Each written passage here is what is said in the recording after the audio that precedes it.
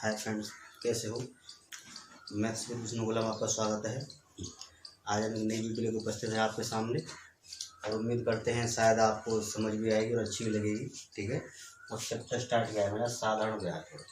ठीक है, और इसके बारे में पहले समझते हैं है क्या। आपने इसके लिए फार्मूला पढ़ा है, साधारण ब्याज बराबर मूलधन गुणा दर गुणा समय बट्टे में 100। हमने ये पढ़ा है। ठीक है, साधारण ब्याज बराबर हमने पढ़ा है कि मूलधन गुणा दर गुणा समय बट्टे 100। आप देखें साधारण ब्याज होती क्या है, आप इस बात को समझें। तो मैं ऐसे गौर करते हैं कि मान लो आपके पास 100 रुपये है, आपके पास कोई 100 रुपये है, इसे बोलते हैं प्रिंसिपल पी, इससे दर रेट, इसे समय यानी टाइम, और 100 आता है आपके दर आर प्रतिशत की वजह से। कैसे कि अगर आपके पास 100 रुपये हैं और आपने इस 100 रुपये को किसी दूसरे व्यक्ति को दे दिए, ये कोई सेकंड पर्सन है, आपने 100 रुपये किसी दूसरे व्यक्ति को दे दिए, आपने नहीं कोई दर लगाया और नहीं कोई समय लगाया, आपने इस हाथ से दिए और इस हाथ से साथ ही साथ वापस ले लिए, तो अगर पैसे बढ़ने की संभावना है नहीं है। तो आपने देखा, आपने कोई पी धन दिया, आपने देखा कि कोई रेट परसेंट लगा दिया, आर परसेंट कोई रेट लगा दिया, आपने फिर दोबारा से पैसे दिए और साथ के साथ वापस ले लिए, आपने समय को इसके साथ नहीं दिया, फिर भी पैसे ज्यों की त्यों रहे, कोई भी बदलाव पैसों में नहीं आया। लेकिन जैसे आपने समय लगाया तो आपने देखा तो पैसा आपका बढ़ना स्टार्ट होता है। तो आप ये समझ गए होंगे कि हमेशा प्रिंसिपल किसके रेस्पेक्ट में बढ़ता है, रेट और टाइम के रेस्पेक्ट में। आप परसेंट हटाएंगे तो परसेंट की जगह बट्टे में 100, तो प्रिंसिपल बराबर हो गया आपका, सॉरी रेट, इंटरेस्ट बराबर हो गया आपका principal into rate into time बट्टे में 100। इसी में आप देखेंगे, इसमें और बनता है आपका मिश्र धन, जिसे बोलते हैं हम अमाउंट। और अमाउंट होता है हमारा कि जो भी आपने कोई धन उठाया है प्रिंसिपल, उसके साथ जो ब्याज लगा है, इन दोनों को मिलाकर क्या बनता है आपका मिश्र धन। ये तो आपका एक फार्मूला था। अब चलते हैं हम आगे आपके क्वेश्चनों की तरफ, समझने की कोशिश करें। कुछ क्वेश्चन लेते हैं, कुछ छोटे बड़े जैसे भी हैं।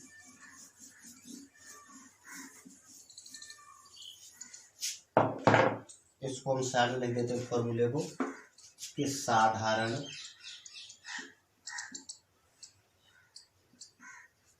ब्याज बराबर P into R into T बट्टे में 100।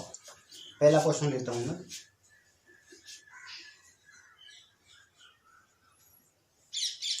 थोड़ा समझ में आ रहा है? ठीक है, कि एक निश्चित ब्याज की दर से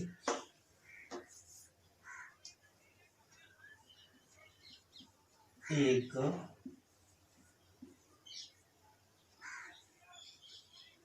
निश्चित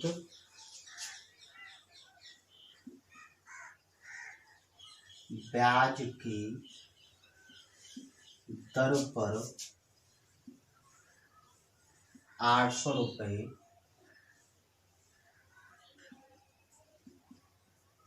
3 वर्ष में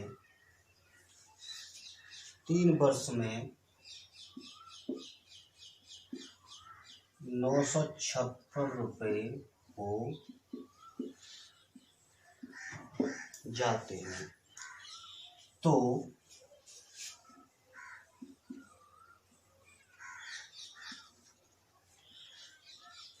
ब्याज की दर क्या होगी, सबसे पहला क्वेश्चन।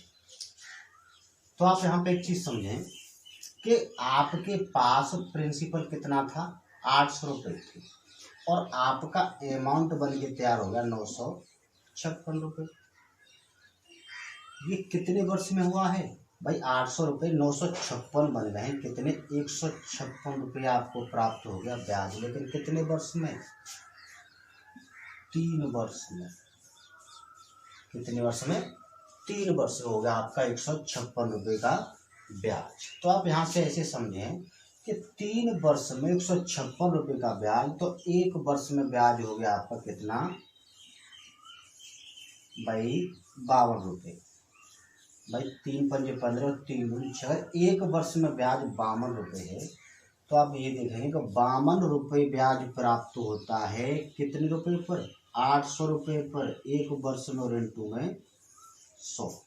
इन दोनों से ये कैंसिल, 8 का भाग देंगे तो भाई 8 छिंगे 48, 48 सही 4/8 यानी 1/2, यानी 6 सही 1/2% आपका क्या आ गया, रेट आ गया।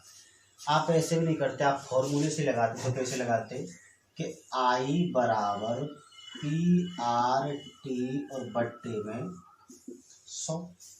भाई I कितना निकल के आएगा आपका 156, आपका प्रिंसिपल कितना है 800 रुपये, आपको रेट पता नहीं है, टाइम है आपका 3 वर्ष, और बट्टे में 100। इन दोनों से ये कैंसिल, 3 से काटेंगे तो ये 52 बार, और 8 से काटेंगे तो 6 सही 1/2%, क्या आया आपका 8%। इसमें कोई बड़ी बात नहीं। आगे चलते हैं। इस बात को आप हमेशा ध्यान रखेंगे सर, इस बात से कि जैसे आप, मैं थोड़ी देर इस चीज को लूँ तो ये 52 रुपये, अगले वर्ष भी जाएंगे तब भी 52 रुपये, अगले वर्ष भी जाएंगे तब भी 52 रुपये। मतलब ये रहा इसका कि साधारण ब्याज प्रत्येक वर्ष कोई भी धन हो समान ब्याज देता है, साधारण ब्याज की दर से। कोई भी धन हो कितना ब्याज देगा, समान। अगला क्वेश्चन लेते हैं हम ऐसे, और इसमें एक चीज और नोट कर लें, आप हमेशा ध्यान रखें कि चाहे आपका साधारण है और चाहे आपका चक्रवृद्धि है, जो ब्याज की गणना होती है किस पर होती है, ब्याज की गणना सदैव वर्ष पर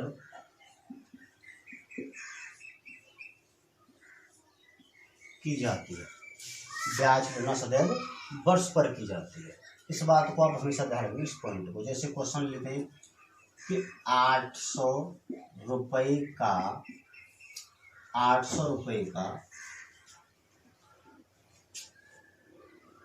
4% साधारण ब्याज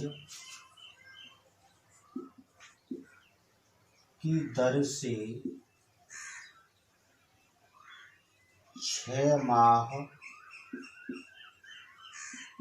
का ब्याज क्या होगा। आप इसको देखें तो 800 रुपये है, इंटू रेट कितना आपका 4%, इंटू 6 माह और बट्टे में 100। मैंने आपको यही चीज बताई थी कि भाई ब्याज की गणना सदैव किस पर होगी, वर्ष पर। लेकिन ये क्या है 6 माह, और 6 माह को मैं वर्ष बनाने के लिए क्या करूँगा, 12 का भाग। तो इन दोनों से ये कैंसिल, 4 से 3 बार और 3 से 2 बार, और 8 दूनी 16 रुपये हो गए आपके किसके, ब्याज के, आपके 16 रुपये ब्याज के। अगले क्वेश्चन की तरफ चलते हैं।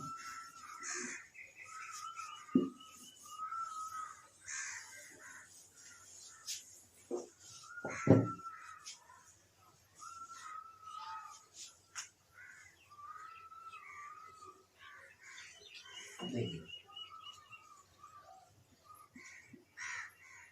क्वेश्चन नंबर 3 मैं लेता हूँ इस बुक से कि मूलधन और उस दर पर यदि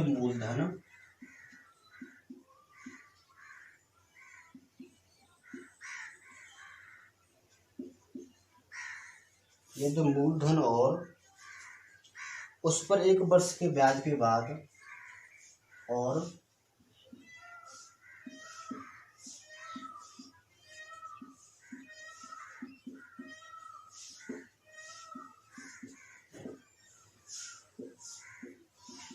ब्याज के बाद मिश्र धन का अनुपात मिश्र धन का अनुपात 10:12 हो जाता है, 12 हो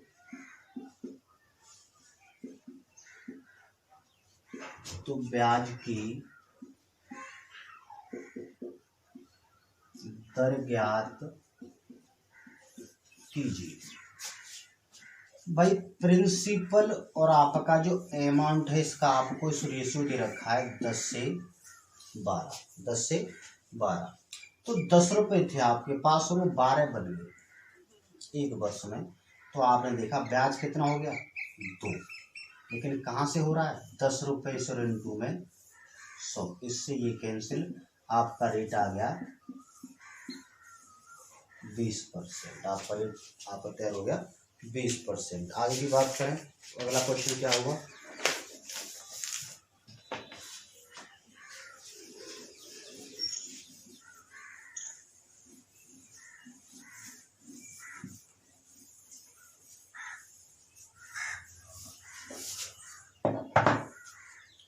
अब ये क्वेश्चन आपके बहुत बनते हैं गुने वाले। जैसे क्वेश्चन है, यह तो कोई साधारण ब्याज द्वारा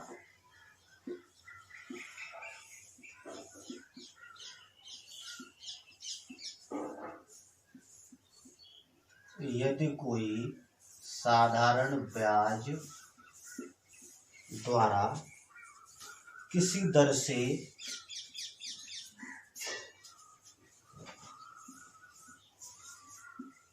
किसी दर से 3 वर्ष में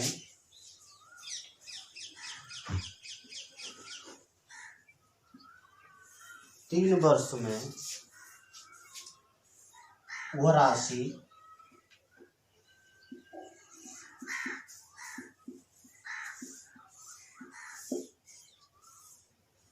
स्वयं की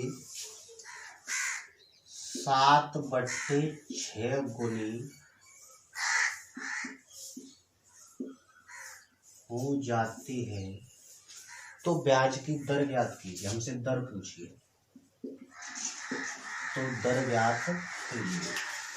तो आप यहाँ पे ये देखें कि कोई राशि स्वयं की हो जाती है 7/6 गुनी, वही वाली बात आ गई प्रिंसिपल और अमाउंट। अगर कोई राशि 1 हुआ करती थी तो वो कितनी हो गई 7/6, मतलब ये 6:7। आप ऐसे भी कर सकते हैं, आप चाहे तो ऐसे ही बना सकते हैं कि यदि ये 7/6, अगर ये आपका प्रिंसिपल है तो ये कितना हो जाएगा आपका अमाउंट, और आपका जो ब्याज निकल के आया कितना आएगा 1 रुपये। इससे भी कोई फर्क नहीं पड़ता, और ऐसे बनाएंगे तब भी कोई फर्क नहीं पड़ता, और इससे भी आपका ब्याज कितना आएगा 1 रुपये। लगा दीजिए, कोई दिक्कत वाली बात नहीं है। आप जानते हैं कि I बराबर P into R into T बट्टे में 100। इंटरेस्ट कितना निकलेगा आपका 1 रुपये। P कितना है आपका भाई 6 रुपये। R आपको चाहिए और टाइम है आपके पास 3 वर्ष, और बट्टे में 100। 6 दिया 18/100, और ये इधर आ जाएगा तो 100/18 और बराबर हो गया ये। आप चाहें तो इसे काट सकते हैं, ये 50/9, और R बराबर हो गया, इसको काटोगे तो आप 9×5 45, 5 से 5/9%। चाहे आप ऐसे बना के देख लें इसको तब भी कोई फर्क नहीं पड़ता, और ऐसे बना के देख लें तब भी कोई फर्क नहीं पड़ता। बात कब हो, गुने की बात हो। अगला क्वेश्चन,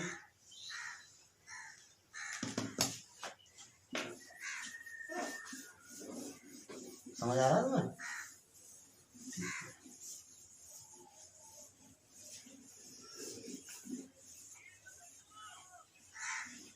क्वेश्चन नंबर 11,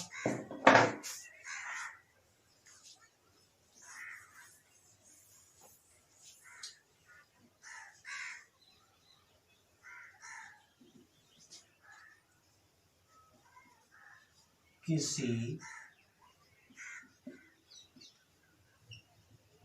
धनराशि पर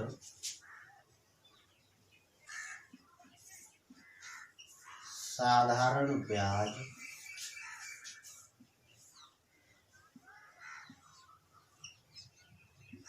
मूलधन का 25/16 है यदि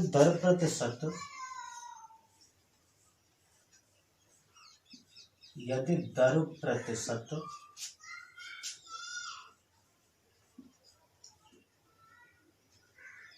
समय के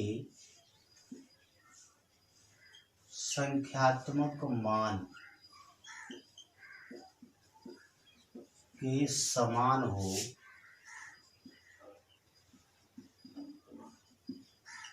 तो दर परसेंट क्या होगा। तो दर परसेंट क्या होगा, तो आप यहाँ से देखें तो आपको ये समझ में आता है कि जो मूल साधारण ब्याज है, अब एक बार रेशियो किसका दे रखा है आपको, साधारण ब्याज का। मूलधन का कितना हो जाता है 25/16, तो ये जो आपका इंटरेस्ट है और ये आपका प्रिंसिपल है। साधारण ब्याज मूलधन का है, मूलधन आपका 1 रुपये, तो ये हो जाएगा 25/16। और आप देखें तो 25:16 का अनुपात बन के आ गया आपका ब्याज और प्रिंसिपल का। यदि आप यहाँ से निकालना चाहते तब भी कोई फर्क नहीं पड़ता कि 25/16, अगर 16 आपका प्रिंसिपल है तो 25 क्या है आपकी ब्याज, 25 क्या है ब्याज है। तो इससे पिछले वाले क्वेश्चन में ये अंतर था, उसने बोला था कि कोई राशि स्वयं का इतना हो जाती है का मतलब ये रहा, आप इसमें कंफ्यूज हो रहे होंगे, अगली बार इसमें इंटरेस्ट ले लिया कि पिछली बार उसमें अमाउंट मान लिया था, ये कोई बात नहीं है। सिर्फ आप लैंग्वेज समझे क्वेश्चन ने खुद ही बोला है कि जो साधारण ब्याज है, ये साधारण ब्याज है, मूलधन का हो जाती है कितना 25/16, तो अमाउंट का तो इसमें जिक्र ही नहीं हुआ।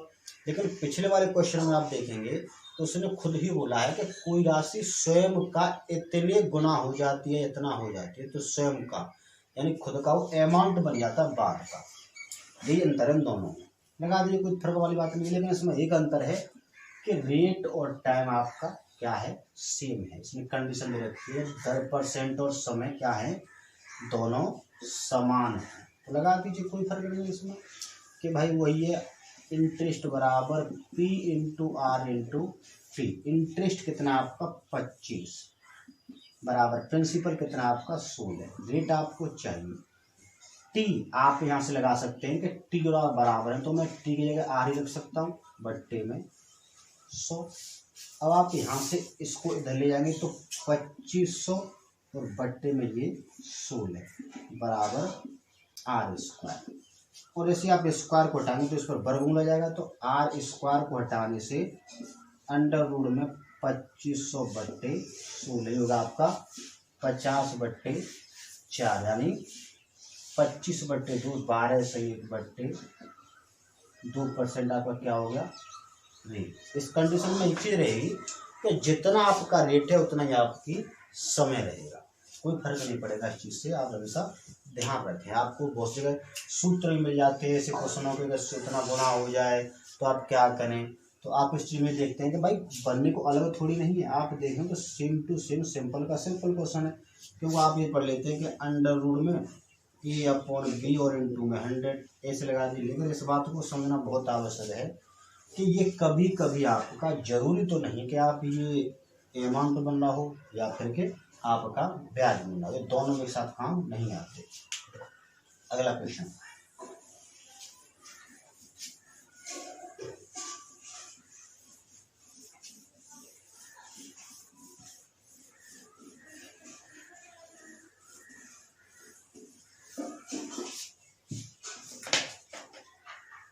जैसे अगला क्वेश्चन है हमारा कि एक धनराशि पर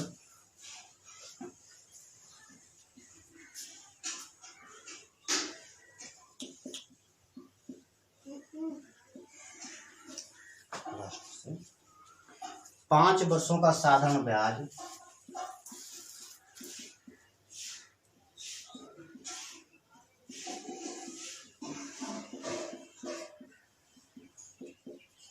साधारण ब्याज उस राशि का 1/4 है।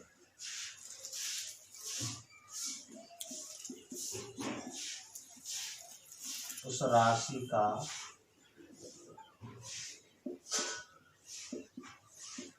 1/4 है। तो ब्याज की दर कितनी है? ब्याज की दर क्या होगी? देखो वही क्वेश्चन बन गया आपका इस तरह से कि एक धनराशि पर 5 वर्षों का साधारण ब्याज उस राशि का 1/4, 1/4 मतलब 1/4। अगर आपकी जो राशि अगर आपकी 4 रुपए है तो उस पर 1 रुपये क्या बन जाता है? आपका ब्याज बन जाता है। और टाइम आपको दे रखा है 5 वर्ष। आप लगा दीजिए, आपको कोई फर्क नहीं। आप जानते हैं रेट की बात करें उसी फॉर्मूले में डायरेक्ट कर सकते हैं। अब अगर मैं आर यहीं से लूँगा तो 100 इधर पहुँच जाएगा, आई इंटू 100 और भट्टे में 50, ठीक है।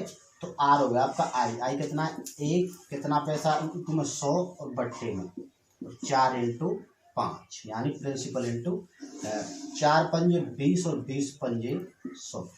तो R% होगा आपका 5%। उम्मीद करता हूँ शायद आपको समझ में आ रहा होगा, वीडियो सही लग रही होगी। इससे आगे हम आपको अगली वीडियो मिलते हैं, तब तक के लिए नमस्कार।